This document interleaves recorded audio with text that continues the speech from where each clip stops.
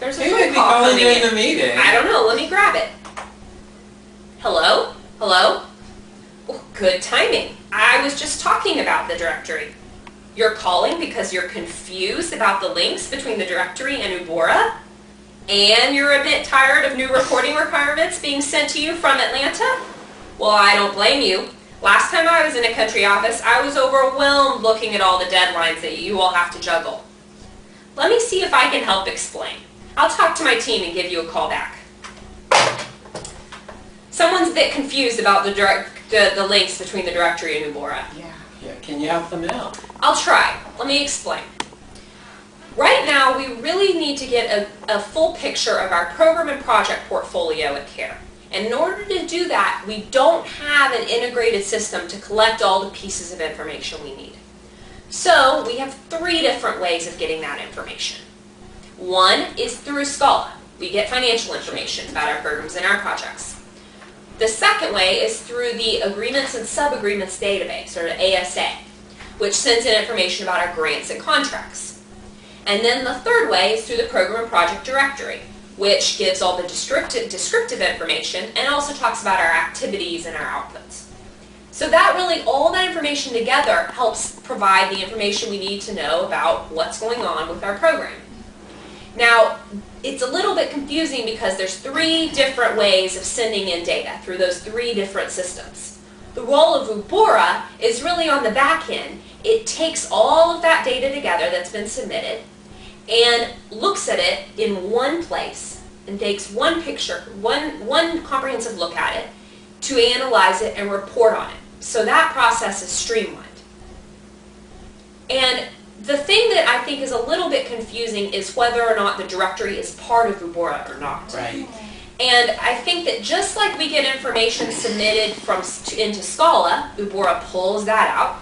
Same thing with the directory. Information submitted into the directory, Ubora pulls that out, and then it's incorporated into all of the rest of our information. That makes sense. So I do think that as you're entering your information into the directory throughout the year, know that it is going into Ubora. So I hope that that helps clarify the links between the directory and Ubora. Yeah, thanks. Sure. I do want to just summarize real quickly that the PQAT is filled in by the country office and is submitted through Ubora twice a year, 15 January, 15 July, depending on the quarter that it was applied. And the directory information is entered ongoing throughout the year, updating existing programs and projects and entering new information as they come in.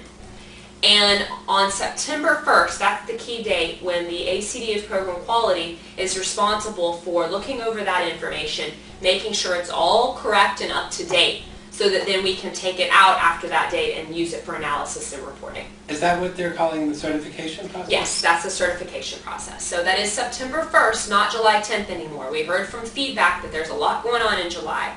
So we changed the date to say September 1st, and that's when that sign-off, that review by the ACD Program Quality happens. So that's it for programming. Great. You know, it's exciting that we're going to be able to include more programming information this year. Yeah. So I guess we've talked about programming and we've talked about resources. I want to talk about program support. And probably the biggest change to program support this year is we'll be adding the program support assessment from it. And this is a relatively new tool. The Deputy Regional Directors Program Support have designed it over the past year, and they implemented it at the end of FY10. And this tool, it evaluates country offices twice a year in key areas of program support that are really considered critical to ensuring good internal control and compliance with CARE procedures and major donors' rules and regulations.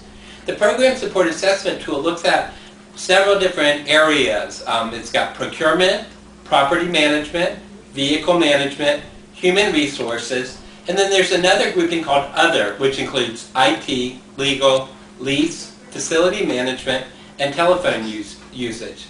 The DRD program supports will complete this tool based on assessments they conduct in country offices. The assessments are going to include CO visits, discussion with relevant staff, and a review of some other information they'll be asking for. Wow, Jeff, that's similar to the way Ubora includes finance benchmark information. Yeah, that's right. So we're going to capture the high-level rating from the program support assessment tool, just as we do with the finance benchmark tool. Isn't there one more program support indicator? Yes, there is. What is that? The safety and That's security right. Yeah. tool. And you've been working with that team. I have. I'm actually very excited. This year was the first time we included the safety and security indicators. You mean in FY10? FY10 was the Yeah. first year. But after the first submission, the safety and security unit realized that the information that they're getting back is not going to be as useful as they could have hoped it would have been. So in working with them, we've made a few changes, and they're re-energized and they're ready to push out a new tool. And so we're pretty confident that this year it's going to give them the information that they need for their analysis. Great. So in the last indicator I want to talk about on the program support side, we get actually from the internal audit department and CARE USA. And this is reports. We take information directly from the reports they issue throughout the year, and we put those final indicators into our Ubora reports. So to summarize, who can tell me what indicators country offices need to submit as far as the program support? Ooh. Sarah? Yes. Well, they submit the program support assessment tool. Now that doesn't come directly from the country office. Oh, that's right. Deputy Regional Directors Program Support submit that. Yeah. LaWanda, The safety and security tool. you're right on target. Teacher's pet. Well, what can I say? And then also, let's not forget we get internal audit information directly from the internal audit department. Right. So we are moving around the triangle. I think the last thing we have left is the top part, which is impact. That's Sarah, right. can you tell us what's going on with that? Sure, I would love to, but this is a tricky one. All across the organization, we're wrestling with how to best gather evidence of our impact, and it's no easy task.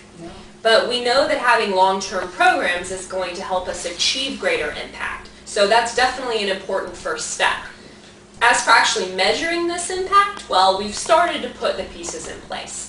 So just a brief update, I don't know if you all have heard about this yet or not. A long-term impact measurement strategy has been developed and approved by the executive management team, and that outlines the 7 different components that we think we need in order to measure CARE's impact, both quantitative and qualitatively. And we've conducted an assessment, a readiness, a capacity assessment, looking across the organization and trying to identify what's missing in order to enable us to measure our impact, and what sorts of resources and capacities we need to develop in order to really be able to do this moving forward. And then also the guidance about impact measurement at the country office level is being developed and will be rolled out in FY11, so that'll be exciting to see.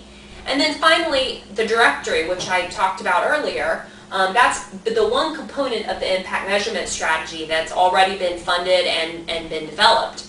Although it's not collecting outcome and impact data yet, hopefully over the next year or two, it will start to be able to include impact indicators, and these will be global impact indicators based on the Millennium Development Goals, and those indicators are under development right now. Okay.